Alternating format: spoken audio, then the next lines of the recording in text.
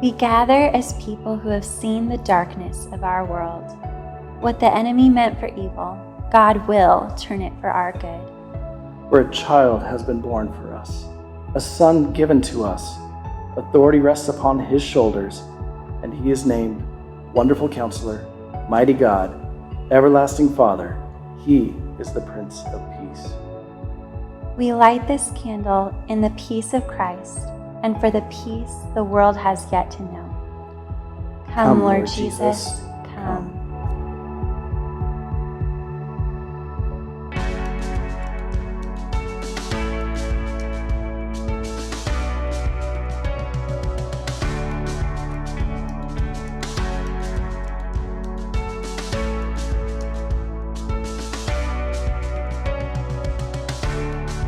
What is going on, Anchor? Bryan here. So glad to be with you this morning as we continue our teaching series, Hope Found Here. This morning, we're going to be looking at the topic of hope found in the pain, and I'm believing that it will be encouraging to you. In 2012, there was this documentary that followed the performance artist Marina Abramovich in her work called The Artist is Present. Now, here's what The Artist is Present was all about. She dressed up in a red ball gown, sat on a wooden chair, and there was a wooden chair opposing her right in front of her. And the art that this documentary was looking at was just what would happen when somebody sat down next to her, somebody that she didn't know, a stranger, for a period of like 10 minutes. Now, this sounds like an interesting, kind of weird art piece to me, but over 800,000 people streamed in to the Museum of Modern Art in New York City over the course of 90 days just to simply be present eye to eye with Maria Abramovich. Now, while she was sitting there, she learned some interesting things. As she looked at people in the eye, not gesturing, nodding her head, just looking, being totally present, eyes locking, she began to be aware of the pain that people often carry around with them. Many people would start to tear up or experience visible emotion. And she describes one situation with saying that she gazed into the eyes of many people who were carrying so much pain inside that she could immediately see and feel it. And then she says, I became a mirror for them, for their own emotions. She says, one big hell's angel with tattoos everywhere stared at me fiercely, but after 10 minutes was collapsing into tears, weeping like a baby. Catch that? She began to be aware of the common pain that we all feel. Pain. It could be a dull sense of frustration with where we're at in life. We're wanting to be in a different place at this time, and the pain feels like this ever-present white noise in the background of our life. Or perhaps it's a sharp pain centering around relational challenges, financial problems, or something physical relating to our body. But whether it's dull or sharp, we all experience this pain. We all carry it with us in different seasons and greater and lesser amounts of time, but we carry it with us one way or another. And philosophers and theologians have tried to explain why pain is even here and offered suggestions and ideas and books and logical arguments.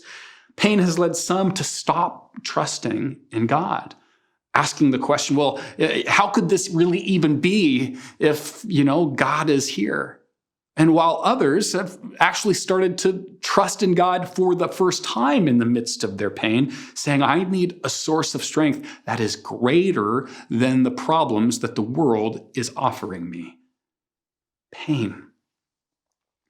Well, today we're looking at how we can find hope in the pain that we all experience in large and small ways. And to do that, we're going to be looking at a young man in the Old Testament, in the book of Genesis, named Joseph. We're going to be picking up in Genesis chapter 37, verse 1, and we'll be reading the first 11 verses together. So if you have a Bible, you can open to it. It's also going to be on the screen. And we pick it up in verse 1. It says, Jacob lived in the land where his father had stayed. the land of Canaan. This is the account of Jacob's family line. Joseph, a young man of 17, was tending the flocks with his brothers, the sons of Bilhah and the sons of Zilpah, his father's wives, and he brought their father a bad report about them. Now Israel loved Joseph more than any of his other sons, because he had been born to him in his old age, and he made an ornate robe for him. When his brothers saw that their father loved him more than any of them, they hated him and could not speak a kind word to him. Joseph had a dream, and when he told it to his brothers, they hated him all the more. He said to them, "Listen to this dream. We were binding sheaves of grain out in the field, and suddenly my sheaf rose and stood upright, while your sheaves gathered around mine and bowed down to it." His brothers said to him, "Do you intend to reign over us? Will you actually rule us?" And they hated him all the more because of his dream and what he had said. And then he had another dream. He told to his brothers, "Listen," he said, "I had another dream, and this time the sun and the moon and the 11 stars were bowing down to me." When he told his father, as well as his brothers, his father rebuked him and said, "What is this dream you had? Will your mother and I and your brothers actually come and bow down to the ground before you?" His brothers were jealous of him, but his father kept these matters in mind. Okay, so let's look at a little bit of who Joseph is as described there in those first 11 verses of Genesis chapter 37.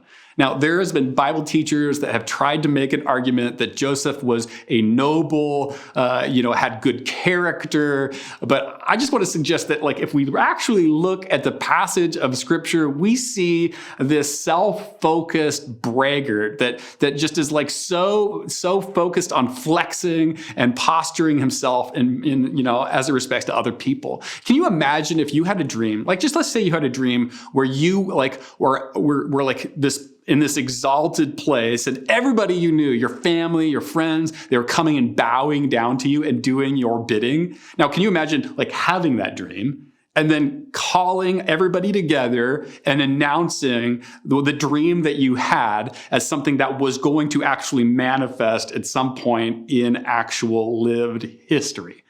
Can you imagine doing that? No, that's silly, to think of that ostentatiousness, that self-focusedness to bring everybody together and do something like that. It makes sense that his brothers were frustrated with him. And this is showing something of Joseph's character, that he's this young, maybe naive, at the best he's naive, but probably kind of just really selfish, self-aggrandizing young man. Add that to the fact that his dad kind of dotes on him. He's this dad's favorite, born in his father's later years. And he gives him this beautiful coat, which, the word is unclear. This translation says ornate. Some have said colorful, but just think, Gucci, Patagonia, collab, it's just super expensive. There was a limited release and he's just posturing and wearing it around. Just look at me, y'all. None of you guys got coats like this, just kind of flexing on everyone. And, but not only that, but the first instance we see Joseph, right there at the very beginning, it says he's giving a bad report on his own family members. And in the Hebrew, that word bad report, it means whispering or slandering or gossip. So here's Joseph, this selfish, flexing, gossiping young boy. And in the middle of this, later on in Genesis chapter 37, his brothers scheme out a plan to take out their frustration on him. They beat him up bad. They throw him in a pit. They're about to let him die.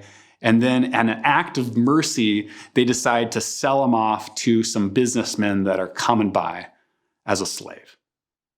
So here's Joseph, and this is where the story actually starts to pick up. And when the pain, Joseph begins to experience it as he moves from this young boy, doted on by his dad, having access and ease and knows it, to being dislodged from that environment of comfort and ease, whereas he's starting to experience pain. Well, it doesn't stop for Joseph. Not only is he put in the pit and then sold to slavery, But in Genesis 39, he's falsely accused of assault, essentially. And he's put in prison.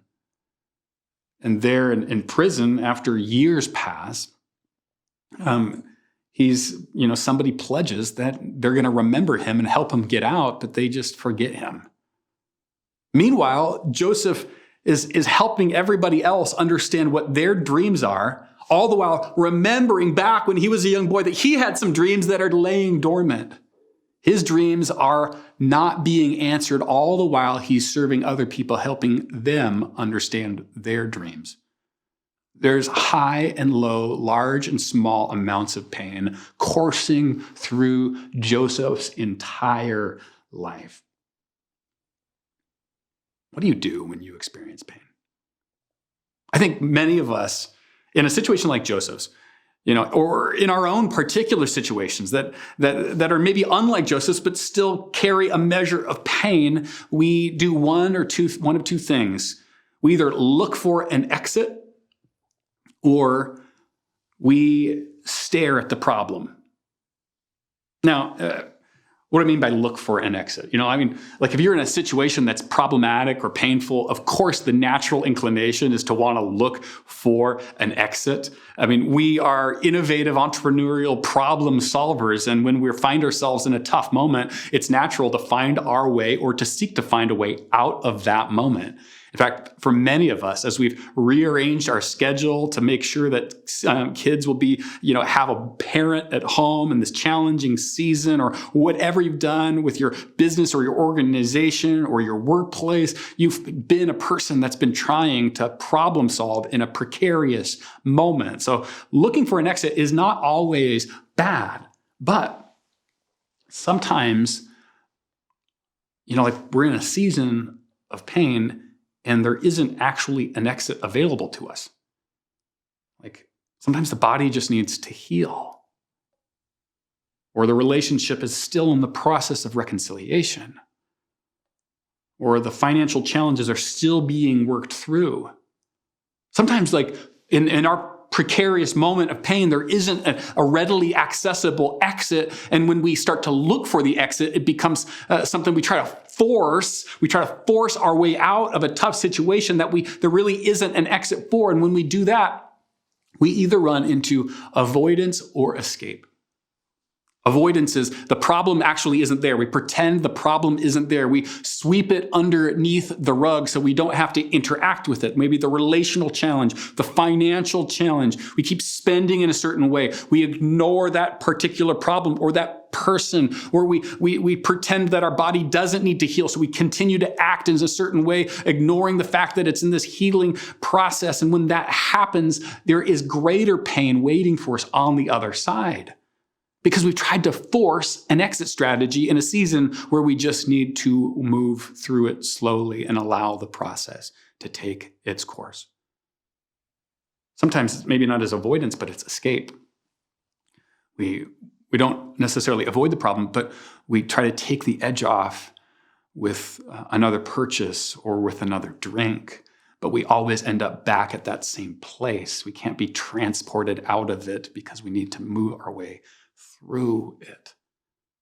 I think, as I've just even think about my own life and the challenges, and the situations that I've found myself in different seasons, I've had this tendency to try to look for an exit when there wasn't an exit. Sometimes God's just breathe, be still, journey with me as we find healing step by step.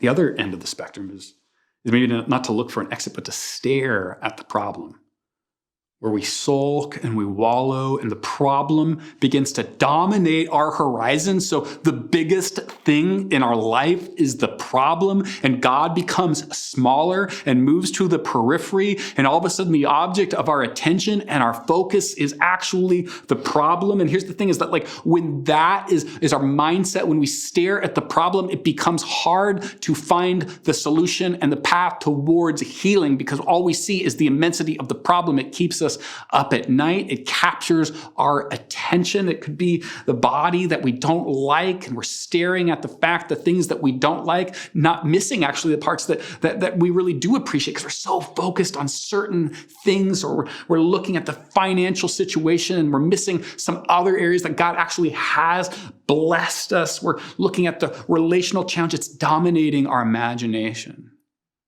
Well, there's another way. And we actually learn this third way from Joseph as we continue to look into the text. And the way beyond looking for an exit or staring at the problem is to ask a question. God, what are you doing right now? Like, in this discomfort, in this pain, God, what are you doing right now? Like, this is how you begin to experience hope in the pain. Because when you ask that question, you're acknowledging kind of this faith attitude that God is somehow here with me. As we look forward in Joseph's life, as he is sold as this indentured slave to this man named Potiphar in Egypt, we pick it up in verse 3 of chapter 39. It says, when his master saw that the Lord was with him, pay attention to that. We're going to be going back to that. When his master saw, when Potiphar saw that the Lord was with him and the Lord gave him success in everything he did, Joseph found favor. We're going to be looking at that word again, in his eyes, and became his attendant. Potiphar put him in charge of his household, and he entrusted to his care everything he owned. From the time he put in charge of his household and all that he owned, the Lord blessed the household of the Egyptian because of Joseph. And the blessing of the Lord was on everything Potiphar had, both in the house and in the field.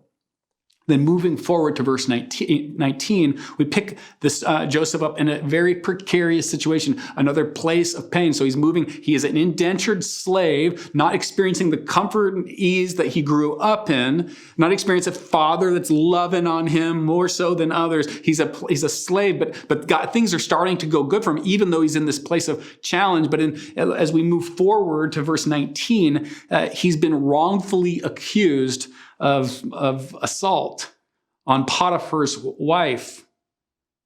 You don't even know the story, you know the details of it, but he's been wrongfully accused. And in verse 19 it says, when Potiphar heard the story his wife told him, saying, this is how your slave treated me, he burned with anger. Joseph's master took him and put him in prison, in the place where the king's prisoners were confined. But while Joseph was there in prison, the Lord was with him. He showed him kindness and granted him favor in the eyes of the prison warden. Okay, so what we see is two important things to take note of. There, while Joseph was enslaved away from his homeland, away from comfort, we learn that the Lord was with him. And there, wrongfully accused, wrongfully, unjustly in prison, we learned that the Lord was with him. And we know that the Lord was with him to the effect that you could see him, and people that did not have a faith in the God of Israel would say, there's something different about you. And Joseph found favor in people's eyes because of the way that God was with him. We have this idea in some sectors of the American or just global church of what favor is. And we sometimes will base our understanding of favor, as we see it in Scripture, as having some type of external measurable success, be it with health or with wealth or with things that you own, or that everything comes easy to you. But what we see for favor in Joseph's life, it shows up while he's enslaved and while he's in prison, right? And it happens because God is with him. So we see that God is with him in the pain.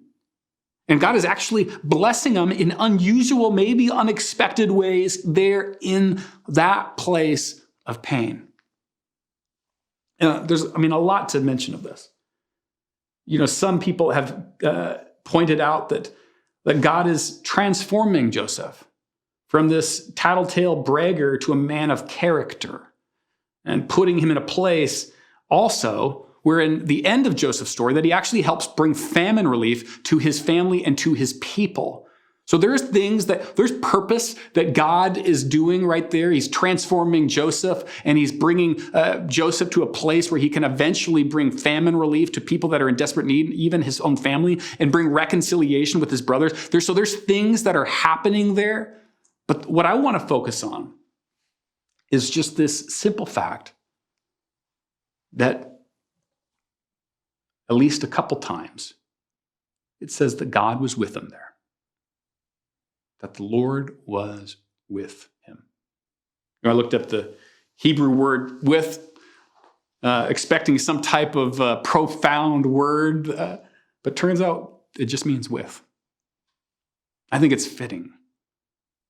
There is a natural, elemental human longing to know that we're not alone, especially in pain. When my wife, Candace, was given birth to both our kids, I remember looking at her heart rate, and because of the heart rate monitor she had, checking her pulse, I could see the the numbers, and when they started to increase, I would tell her, "Hey, a contraction is coming. Take a deep breath. I'm with you. Something beautiful is happening." And I would get in this rhythm, this refrain of every time the pulse, the heart rate started to go up, I would lean in again and say, a contraction is coming, pain is coming.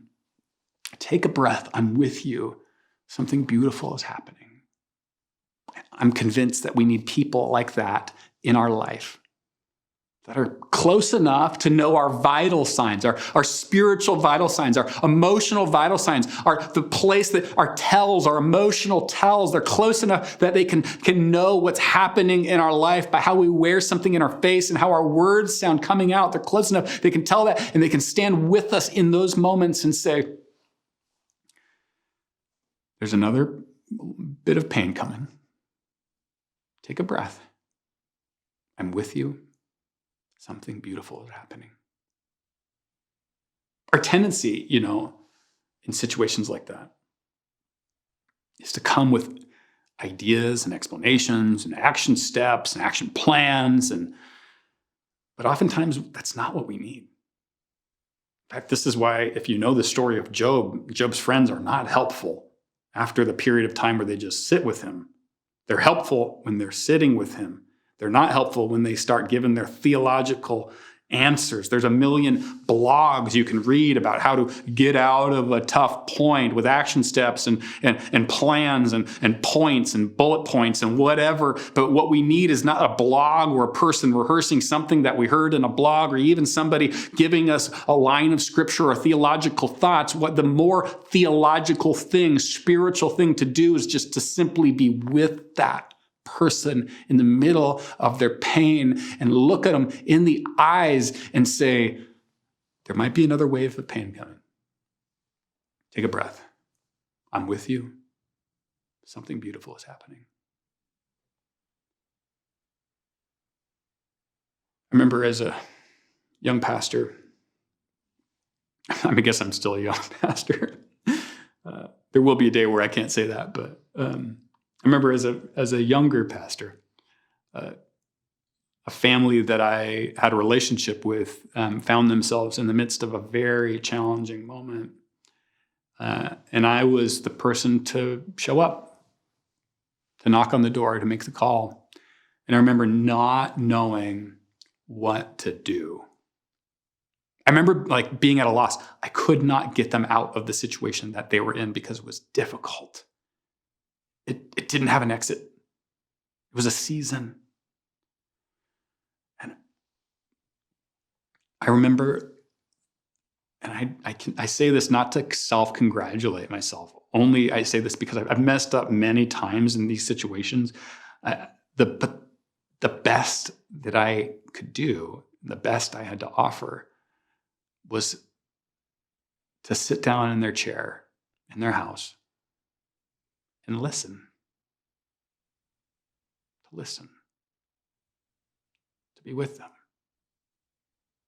I remember at one point, as they were just talking about the challenge that they were in, my eyes started glassing over. And it was like when my eyes started glassing over, they knew that I was experiencing just a glimpse of what they were experiencing. And they knew that someone was with them. Someone was with them.